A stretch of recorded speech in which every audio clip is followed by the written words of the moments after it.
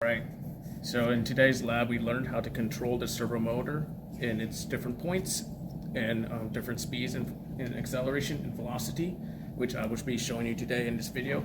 All right. So as you can see, positive plus is going to the left, and then to the right is negative.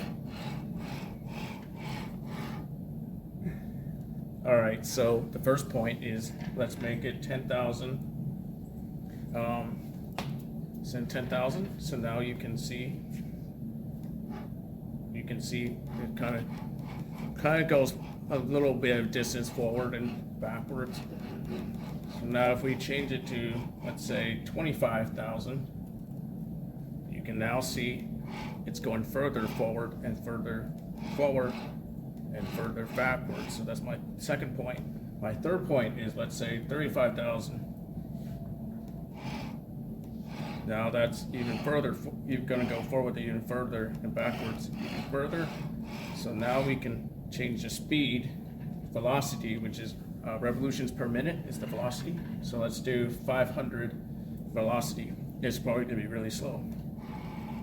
See, it's just kind of slow. And let's try 10,000. You can see it moves forward faster and moves backwards faster. So those are my 3 points, and now I get to show you my jogging moves. Velocity and acceleration, revolutions per minute. So let's change velocity to 200. See, it's very slow with 200 velocity. It's very, very, very slow. But let's change it up to 1,000.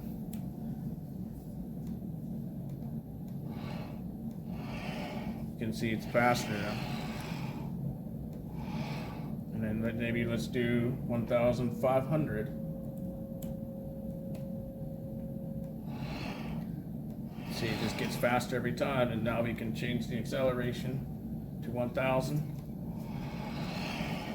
And that does it. So that is my acceleration changing and velocity. Thanks for watching.